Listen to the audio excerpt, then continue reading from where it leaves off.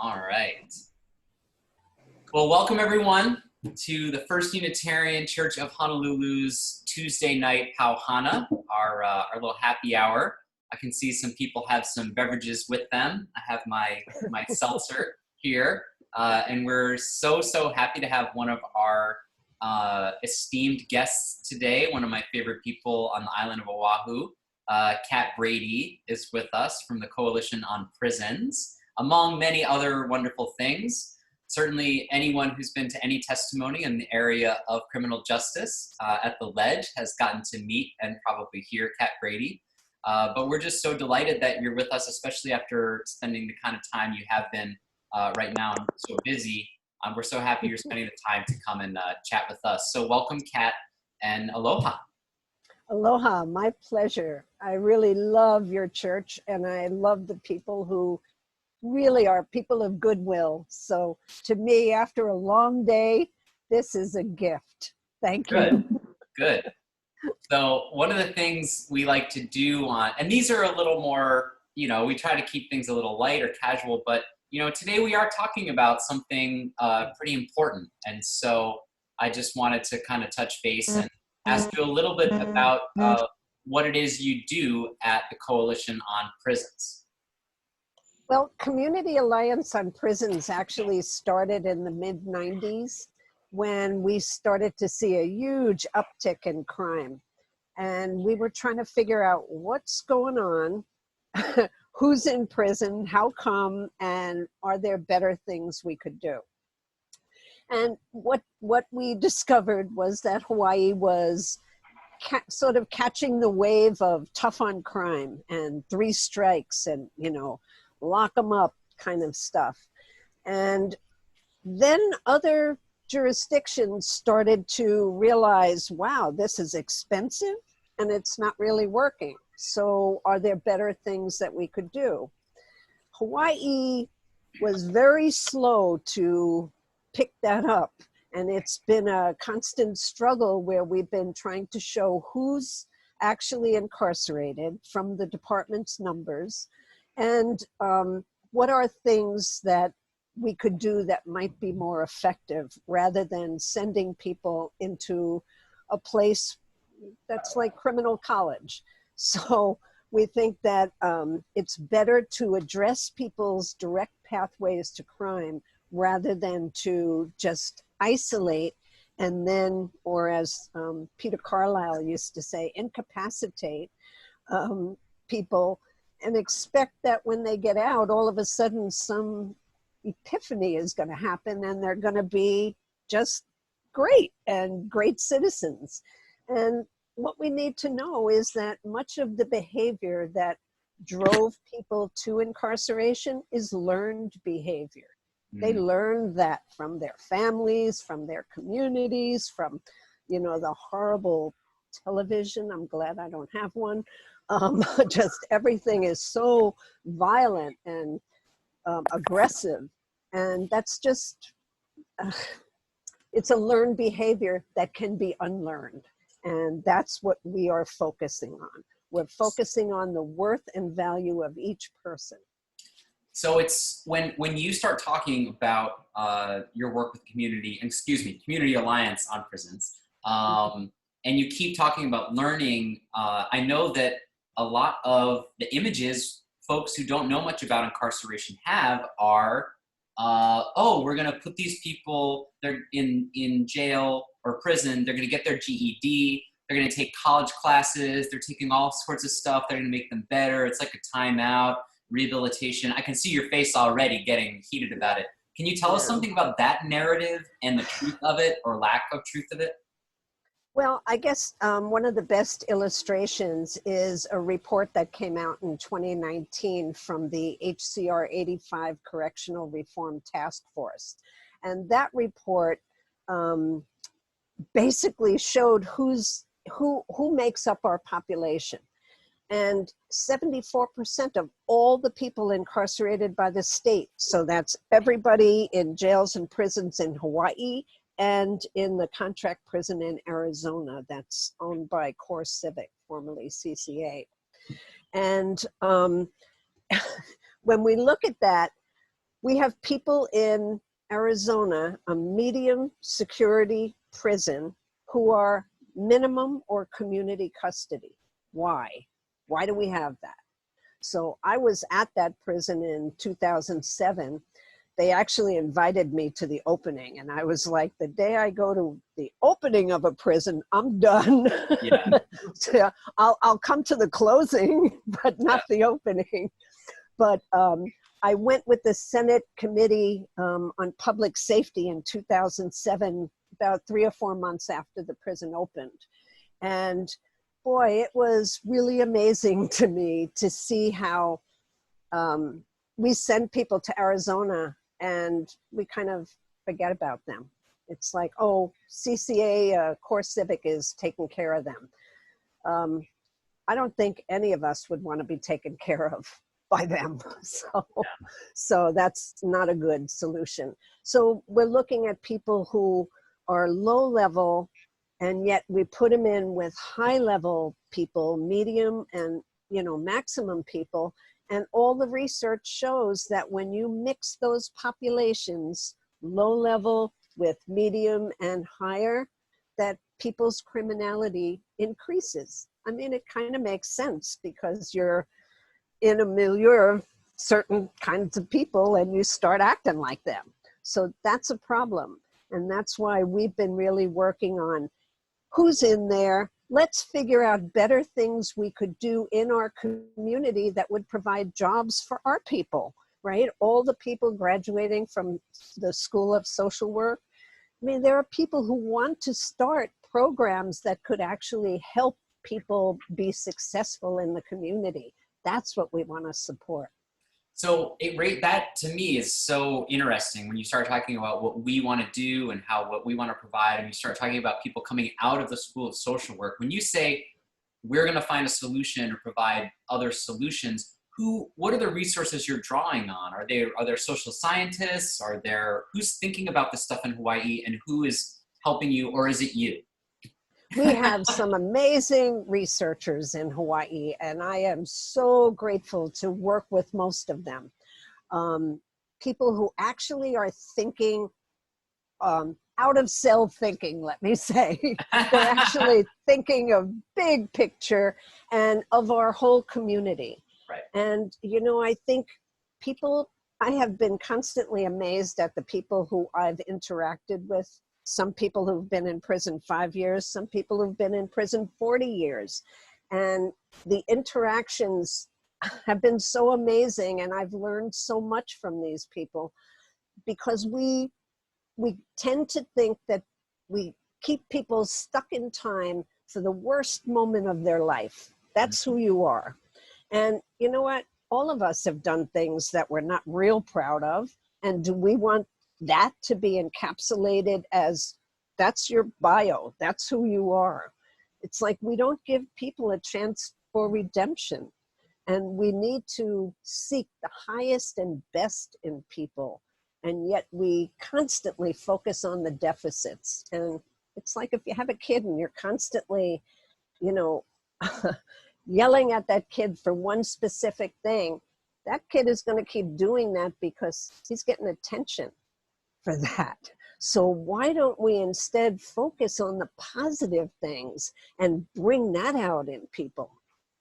Yeah. I want to come back to that because I have questions about places that it's working, places that actually do that, like in Europe. But before we get too far into this, I want to just quickly, for the people that have joined us, say that we're talking with Kat Brady from the Community Alliance on Prisons. We are recording this. If you've joined us and you don't want your video on a recording, that'll just be on the UU, our own church YouTube page, to share with other folks who couldn't be here. Maybe turn off your video or change your names. But what I wanted to ask about, because I happen to know that we have some things in common. My people come from 3 generations born and raised in Brooklyn. And I think you're from Brooklyn, is that right? I'm from the Bronx. Oh, from the Bronx. I'm sorry. No rivalry, though. Not at all. Well, my dad's closer, though. My dad's from Yonkers, so it's not the Bronx, but you go. My dad's from Yonkers. So can you tell us something about, or at least I'm curious, when did this as a passion, as a call for you, start in your life? Actually, really young. Yeah. Tell me about that. I spent a lot of time in the library when I was a kid, and I read books about people who have been through incredible challenges in their lives and overcame them. And I focused a lot on Malcolm X and Martin Luther King. And I remember telling my mom, I want to be like them. I want to be brave like that. And my mom said, how do you do that? And I said, I think you just keep telling the truth. And so then right before I moved to Hawaii, I've always been sort of interested. I came from a neighborhood where people were cops or robbers. So, so I knew people who came out of prison. I knew people who worked for the police department. You know, we were just a neighborhood in the Bronx. And then I started working for Screen Actors Guild, and somehow I got connected with the Fortune Society in New York City. And that's a group that of people who were formerly incarcerated who help others who were formerly incarcerated reintegrate into the community when they're released. So I kind of got to know them, and all of a sudden my name got on the street, and people who were actors who then got arrested and spent time in jail or prison contacted me and said, I heard your name on the street and I need your help. So one of the things we did was we set up a little studio in the office of Screen Actors Guild, and I would stay at night and do audition tapes for these guys who actually had been actors, but you know, were trying to get back into the business. So I've always had an interest, I guess. I believe I'm in the world to do something, and my whole life has been trying to figure out what that is. So I help where I can, wherever I am. Did you get to do any audition tapes for anyone whose names we might recognize? Charles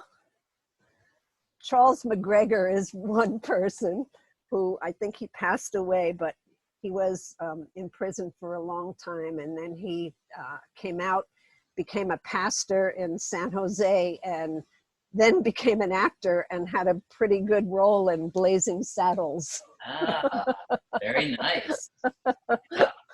He used to call me his guardian angel. So but he was actually mine.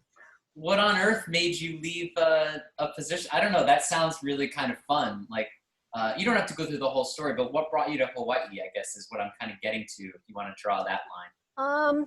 Well, my best friend died. I developed cancer, and I always knew I was going to live in Hawaii. I told my mom when I was 15, I'm going to go live in Hawaii. And she was like, nice dream. And I was like, no, it's a plan. I don't know when it's going to happen, but it's a plan. And I just, I lived up to my plan. Good. And I've always been connected because I did a lot of reading about Hawaii, and I always was amazed at the multicultural aspect and the centerpiece of Hawaiian culture as the sort of glue that helped everything together. And I made the right decision. And when I came, I just, in a short amount of time, 2 or 3 days, I knew I was home. Yeah. I've been here 35 years, and I just, every day I'm grateful. Sometimes I ask people who are based in Hawaii and doing justice work, what is it about doing that work in Hawaii that you wish the rest of your colleagues around the world or on the continent took with them? How do you do it here? How do you feel it here that's different than on the continent? It's more personal. Yeah. Everything is much more personal.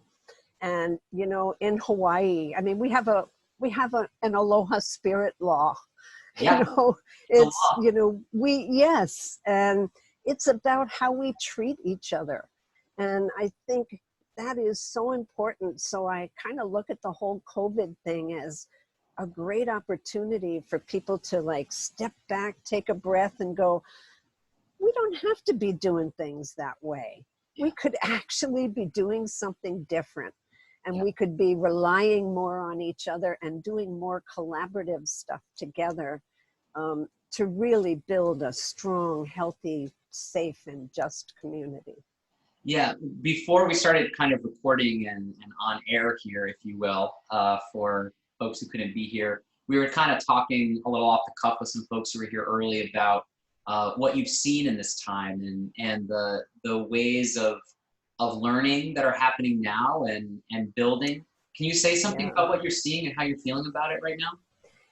Well, I've kind of seen the gamut. You know, we started off by talking about the horrible comments that are in the newspaper or, you know, after a news story.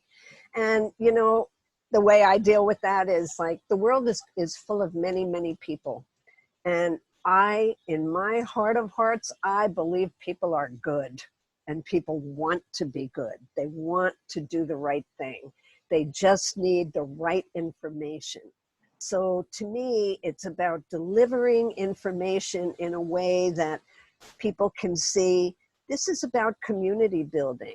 It's not about this particular issue or that particular issue. It's really about all the issues and how we live together in the world and how we can learn from things that are happening now, like we're seeing the big open up movement where people are, you know, protesting. Luckily, they don't have guns here, but in Michigan, they're armed. And that's scary to me, that people are not understanding we're in a public health crisis. This is really frightening because medical experts don't even really understand a lot about this virus and how it's transmitted. So, you know, I think we've learned that people with no information can be easily manipulated. And I think that's what's happening. And when they see it coming from the White House, it kind of legitimizes everything, and that's frightening. But then on the other hand, I see families, there's a family in Kaneohe, they have this little like mailbox that looks like a little house, and they put food in it.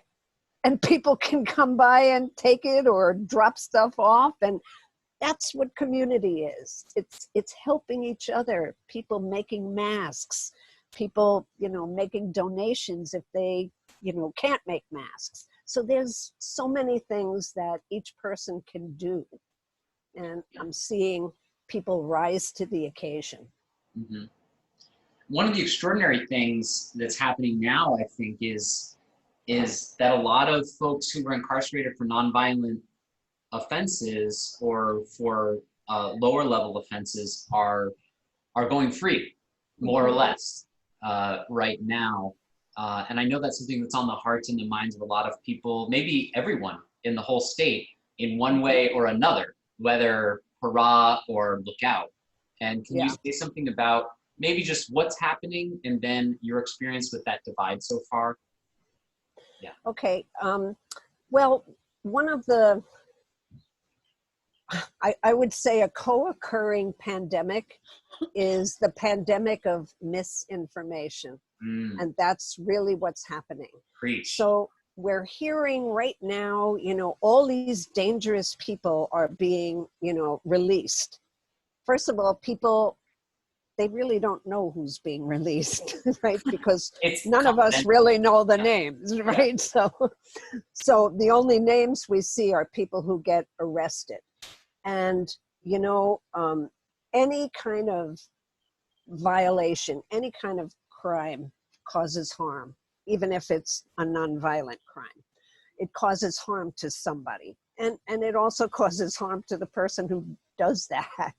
So, you know, it's, we need to understand that people who are released, there were several things happening. The Office of the Public Defender has filed motions, and those motions then went to the court, and the Supreme Court said, okay, You've got to reduce the population of the prisons from occupational capacity, which is how much they think each cell could actually hold. And the Supreme Court said you need to reduce it to design capacity. And design capacity is what the building was designed for. You know, one person, one cell. Right now, where several people, hundreds of people have been released, but we're still not at design capacity.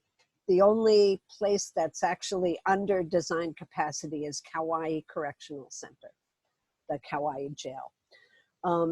So the people who have been released, the PD then has to file a motion, and that motion then goes to a judge, and it's all individual. It's on a case-by-case basis. So it isn't the Office of the Public Defender that's letting everybody out.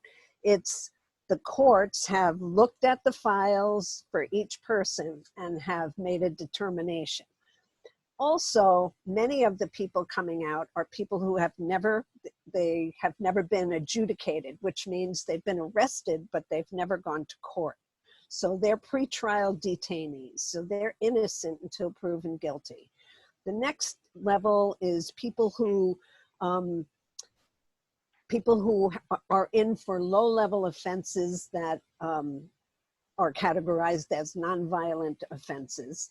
They're looked at, and then those motions are filed, and then the court decides. And then there's the people who actually have reached the end of their sentence, and they would get out whether there was COVID or not. They would, you know, you cannot hold somebody, it's unconstitutional to hold somebody past their sentence. So, and then there's people who have, you know, been released on parole because they have met all their conditions of parole. So when the newspaper talks about all these people being released, it just sounds like they opened up the jail and prison doors and said, go ahead, go forth. And that's not what happened at all. It was all individual.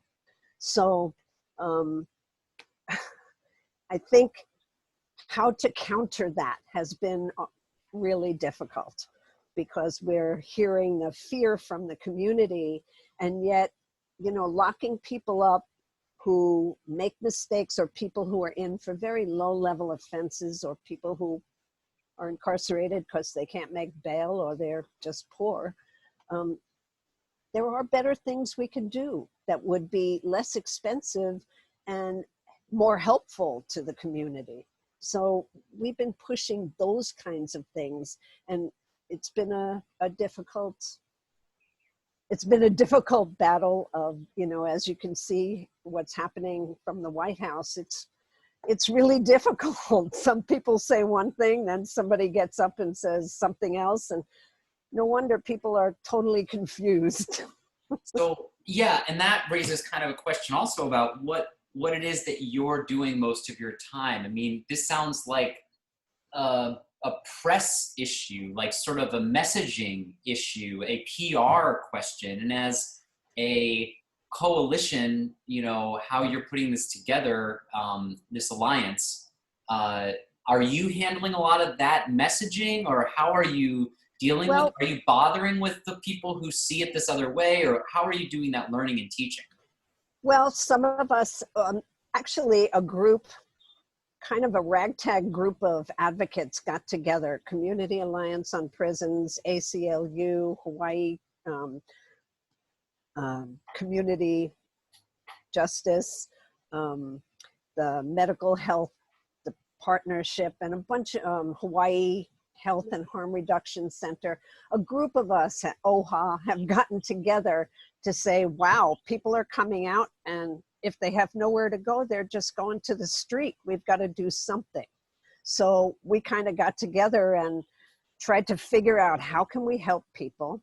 What can we do? So we've actually submitted our first grant, because we're trying to help all the islands. So Maui has an agreement with a hotel that they would be willing to take some of the people who have nowhere to go, and they would, with a group of service providers, they would provide case management to the people who were released. And the discussion that we're having is like, right now we're kind of triage because this is happening and we got to do something, but we're really trying to figure out how can we work with the Department of Public Safety to actually get them to be more focused on helping people re-enter successfully. So none of us do this full time. So we've just sort of been talking to everybody we know and trying to pull resources together. And we've already placed several people in different places, and they have, support. And that's amazing that people from the community have just gotten together and done this. So this is what we're doing. So one of the questions that's been going on in the chat room here is I think what they're asking is, where are we with restorative justice in Hawaii? And is this some kind of movement toward it, not quite approaching it? Where is that for us?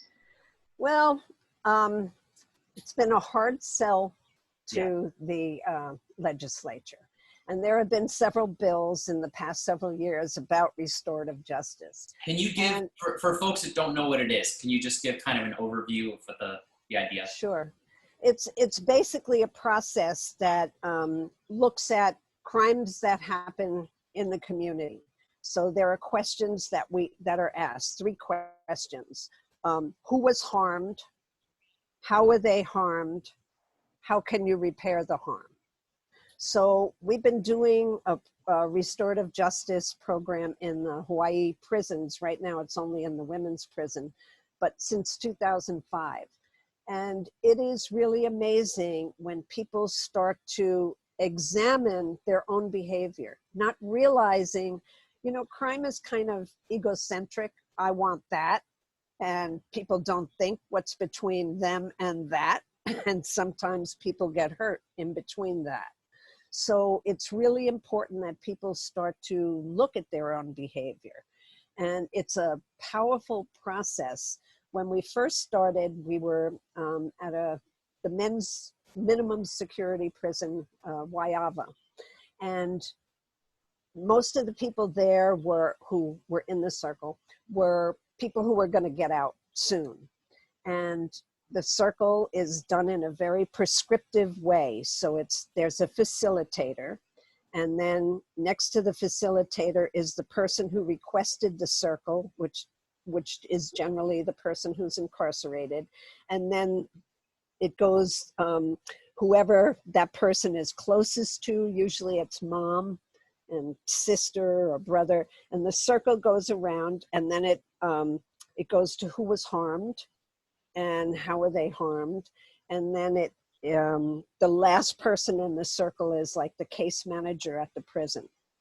And it is really powerful when you see people starting to realize the impact of their own actions, that they never really thought about that. I mean, they sold drugs, and the people who bought them, they wanted them, and they never really thought, deeply. So in one circle, a young woman was there, it was her brother who was incarcerated, and whoa, she just let him have it. You took grandma's necklace. You probably sold it for $5, and that was something that was a legacy she left to me. And this man, big local guy, just broke down in tears. I mean, never, ever thought about that. So restorative justice, to me, if we want to really build a strong, safe and healthy community, we need to work on principles like this so people understand the impact of their own actions. Yeah. So we do it in the prisons, right now in the women's prison.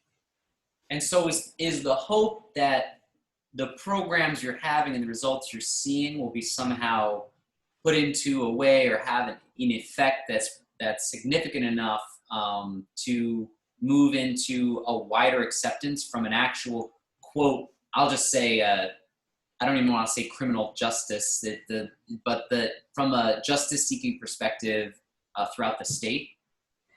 Yes, you know, it takes a long time to turn the ship of state around. And, you know, the community is in the canoe and we're paddling like hell. But you know, it takes a long time to turn that ocean liner around. But I will say that in 2016, we approached the legislature about the LEAD project, Law Enforcement Assisted Diversion. And, you know, we had a lot of pushback. And, you know, today we have LEAD in every jurisdiction of the state. So I am the eternal optimist. You have got to be tenacious and positive and optimistic to do this work. And I believe that if we just keep pushing, that we will eventually turn that ship of state around. And right now, the proposals for restorative justice have not really included the real practitioners of restorative justice. You know, it's more of a top-down thing. And that is not what restorative justice is. It's bottom-up. It's about the community. Yeah, that's really interesting. Now, when someone like us is hearing this, the question, though no one has wrote it in the chat box, but the question everyone wants me to ask is, what can we do about this? What can we do? As we're all sitting here behind our computer screens, are there things that you wish a community like ours that has a very willing ear and is pretty active and also shares your positive outlook on the possibility of change? Like, what's a group like us, you know, something you'd like to see us doing? You know, I think more letters to the editor to counter, you know, that sort of negative, everybody who ever went to prison is bad and should never come back to the community kind of stuff. You know, we need to say each person who's incarcerated is a member of our community. I sent an email to the legislature after one of the COVID hearings that was just so awful. I mean, they totally showed that they didn't care about people who were incarcerated. And I sent them an email with an article the next day, and it said in the subject, every incarcerated person is your constituent. Because they are. Yeah. And, you know, it's really, I see why they don't want people in prison to have the right to vote. I've been working on that for a long time. Yeah. But, you know, they might have to pay attention to them. So write letters to the editor, contact your legislators. Yeah. Everybody has a representative and a senator, and, you know, let them know that you're watching, and that the blank spot in the whole COVID thing is that they're not really allocating money to test people who are incarcerated. And we know from evidence around the country that many prisons are experiencing huge outbreaks of COVID. And it's with people who were asymptomatic. Yeah. So there's a few things I want to follow up on there. One, well, okay, let me do this one first. If you're someone who's not sure, if you've never written a letter to the editor, I have written letters to the editor that have been published. Kat Brady has written letters to the editor that have been published. We both opined on letters to the editor that have been published. If you're sitting there thinking, I would be happy to write a letter to the editor, I just don't know how, or send me a draft. I'll always look at a letter to the editor. Kat is very busy, but if it's something that I need her 2 cents on, I'm happy to get her feedback on it. If it's something that you're passionate about, I just, as your pastor, would never want you to feel like I can't do this because I don't have help. There's help, we will help you. Is that fair to say, Kat? Yep. Okay. So the other thing I wanted to say is going on that subject about, I should have done the other one first and I forgot what I was going to ask. But it'll come to me. One of the questions Jill is asking is about racism and systemic culture for the individual in the prison system in Hawaii. And so how have you seen that, or how is it playing? I see your face, you've got an answer ready to go. So tell us some about that. Yeah. Well, the system is racist, and it's impossible to think otherwise when you see graphs that show the number of Native Hawaiians in prisons compared to others. It's stark. And, you know, you got to say something is very wrong here. And now with COVID, I've been seeing around the continent pushback against Asian Americans. And I'm like, wait a minute, what are we doing? So, you know, to me, when you don't have leadership, there's this big void. And who steps into the void but a lot of negative energy? And we need to counter that. So, you know, racism is a real thing in Hawaii. And everything, there was a report done by OHA in 2010, the disparate treatment of Native Hawaiians in the criminal justice system.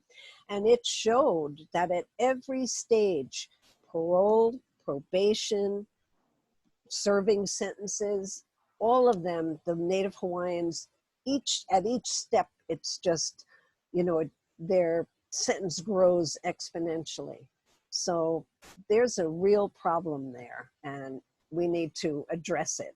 So the Oversight Commission, one of their charges is to change the system from being one that's punitive to one that's rehabilitative and is based on community and Hawaiian values. I mean, the way that we treat people in prison is not the way we would want to be treated in the community. And we need to make sure, we wonder why people aren't successful when they come out.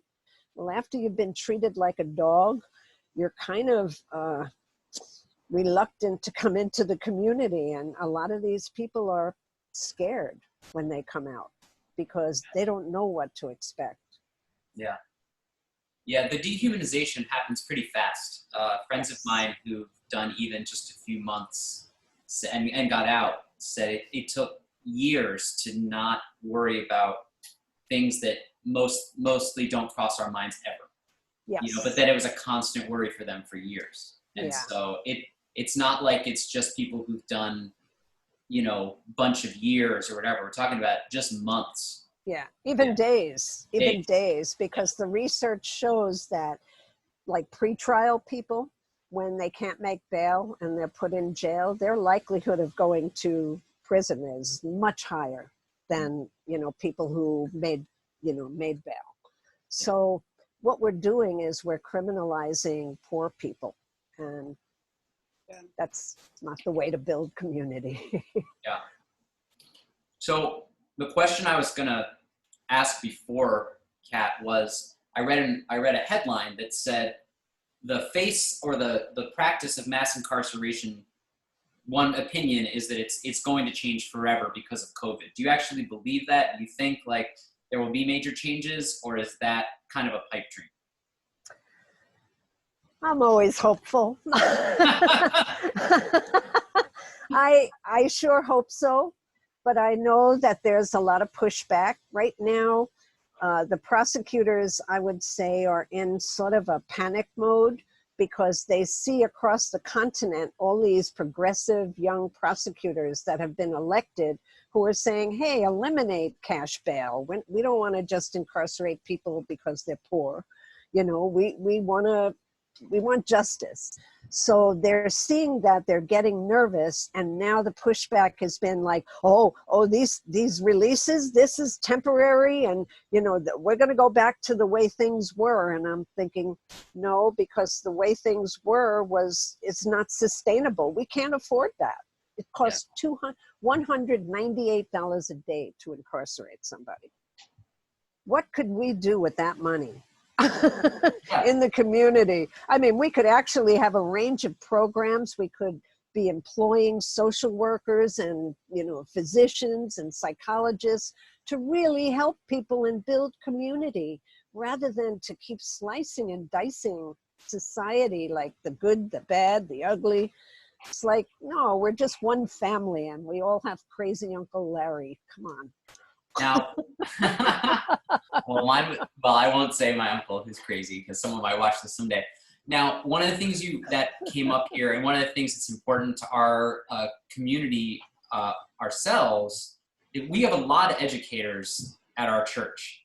A lot of people who, frankly, have been themselves just working in the schools, feeling like prison guards, or feeling like just completely out of sorts, traumatized themselves as teachers. And when I hear you talking about the amount of money we're spending on mass incarceration, and then I think about our schools, and I know anyone can make an argument about spending more on schools, but I am interested about the school to prison pipeline in Hawaii. I know that's something that people talk about in other places, but it's a real thing here, and I would love for you to talk about that. Yeah, it is a real thing here. And the ACLU did a study, and it was interesting because they were not always able to get data. Data has been really difficult to get in just about every venue in Hawaii. But they did a study, and what they found was kids with disabilities are suspended more than other kids. Oof. And I'm like, oh my God, this whole bit about suspending someone for bad behavior, it's like, don't we want to figure out what's going on? Generally, when a kid is misbehaving, there's other things going on, and we should try to figure out what they are. But it's been really disheartening because we still suspend kids for 90 days for misbehaving. Now you get a bunch of, I don't know, middle school boys, and they're acting up. They all get suspended. What do you think is going to happen for 90 days? They're like, oh, cool, no school. I'm like, no, that is not the way to do it. The way to do it is, let's try to figure out what's motivating the behavior. Let's turn that behavior into something that can be helpful to the community. All the research shows that when you put kids together who get in trouble, they get into more trouble. Ooh, I was a kid. I remember that. Yeah. Not Brooklyn, but from the Bronx. Yeah. Oh, come on. I got a lot to say about Brooklyn. Yeah. I absolutely. And I think it's one of those things that it baffles me. And I know I don't normally like comment or go off on this, but it baffles me that someone can be tough on crime, but not want to support better education. How those are not related makes, I honestly don't even know how to start. Like, so I know we're kind of preaching to the Unitarian choir here, but there's one question about our investment, I shouldn't say about the state of Hawaii's investment in the private prison system. But of course, our taxes are going to that too, so it's ours, whether we like it or not. So can you say something about that investment and what it means and the costs, or just how you're feeling about it? It's a really bad investment. There you go. All right. Yeah. So we could take that $45 million and actually do something really good with it. One of the things that the Native Hawaiian community has been saying all along is we want to take care of our own. They don't like sending our people somewhere else. And, the prisons in Arizona, wow. I came back from the trip I did in 2007, and I did a show called Nothing Can Grow There. And it is so true. Gray, hard-packed soil, concrete buildings, no vegetation. And, some of our guys, when I was there, about 40 guys were in the prison across the street, Red Rock. And they had the warden there was married to a woman from Eva Beach. So he had some familiarity with Hawaii, and he let the guys in the dining room paint this beautiful, beautiful mural of Hawaii on the walls. And I'm sure that really helped the guys, because you look out the little slitty windows and it's gray and it's not conducive to anything resembling Hawaii. So we could have sent them to the moon and had the same sort of, you know, it's so starkly different. And the cost is one thing, but then also there's all these ancillary charges that, you know, people don't consider, like Core Civic, they own their own airline, and it's called Transcore. And that's how they transport people. And so we spend for that. Then we also are charged for the kiosks for the law library. Now, that's constitutional. People have to have access to the law library to work on their own cases. And yet it's really difficult because you got to sign up, then you have to find what you're looking for, then you want to make copies, you have to go ask, and that could be a few days after, you know, your request. So nothing is easy. And so it's the cost, it's the separation from families is just horrible. And I know some families that actually their loved one had a long sentence, so they moved. The wife and the kids moved to Arizona, to a place they knew nobody except, you know, their loved one who was in prison. So, you know, what we're doing is not helpful. And there was a study that was done, maybe like 7 or 8 years ago, and it looked at people who served their time in Hawaii, were released and got rearrested, as opposed to people who served their time abroad, were released and then got rearrested. The study showed that the people who served their sentences abroad were arrested for violent crimes, and people who served their sentences here, it was for a nonviolent drug crime. Yeah. Yeah. So we know what we're doing, and we just continue doing it because better not to think about them. Yeah. And I can't help but think about them every day. Yeah, there was a question here from Raylan, just wondering about the sort of mixing Hawaiian folks with, or like our state's folks with mainland, or maybe, you know, gang influence and other kinds of crime that maybe wasn't part of what was going on. And I wonder if that's part of that is exactly what it's talking about. So yes, actually we had one big gang here. Yeah. And then when we started sending people abroad, when they started sending people back, people in Hawaii were afraid of them. So people in Hawaii started another gang called La Familia.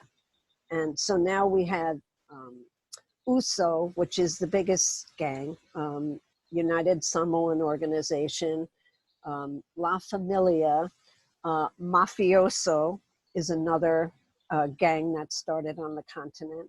And it happened because when we first sent our people, we sent the men to Texas. And when the men got there, other people were like, well, who are you? Where are you from? And they said Hawaii. And they were like, what's that? Are you Mexican? And they were like, no, we're Hawaiian. And they were like, what is that? So the Hawaiians got together and started their own little clique to protect themselves, because on the continent, the prisons are all organized according to ethnicity. Yeah. And so, you know, we created this problem by sending people away rather than saying, wait a minute, we have a drug problem. Let's figure out the best way of dealing with this. Let's look at the best research. What can we do? And, you know, when we do that, we come up with much better solutions. Yeah. So I want to we're drawing a little bit to a close. I want to respect your time and the fact that you've been on Zoom all day, and that others of us have too. But one question from Lee here is to ask if you could talk a little bit about the work you're doing specifically with Hawaii Health and Harm Reduction Center. We're sharing as you know, sharing our offertory for the month of May with them. Heather Lusk came and spoke to us on Sunday by Zoom, and it was great. Can you talk some about your participation and and what you're seeing over there? Well, that is a terrific organization that is just so compassionate. their basic values are all about human beings, you know, dignity, respect, kindness, empathy. It's things that we should all be practicing. So we've been working on this emergency reentry project, and they've been amazing because they have amazing experience dealing with all sorts of people, because it was HHHRC is a combination of the Life Foundation, the biggest AIDS project in Hawaii, and the Needle Exchange. And so, you know, they have dealt with outreach workers on the street. They're just, their staff is really amazing. And they have agreed to help us with people who are coming out of jail or prison who have nowhere to go. So they're going to help us with the case management. Well, we've been, you know, so I know we've been kind of doing questions over on this side, and I've been asking lots of questions. I don't suppose you have any questions for us or anything we could do to help you or your work. We would love to hear about that. Is there anything we can do for you? Well, I think writing letters to the editor, you know, a variety of letters to the editor from different parts of the community. They need to hear that not everybody, you know, is terrified of, you know, people coming out. And, you know, let's show humanity. And if you could contact your representative and senator, that would be amazing, because we have gotten nowhere with the legislature. And we need to have the community, they're only listening to those fear voices, and they need to hear from a wider cross section of the community. These are our people who are incarcerated. What can we do to help? And how do we protect the larger community? Yeah. So if you could do that, that would be awesome. All right. Thank you so much, Kat. And let's everyone thank Kat for her time and for her wonderful spirit and her wonderful work. Thank you. Yeah. Yeah, there you go. I just learned how to use that. I love it. I love it too. Well, I'm gonna kind of end the recording here.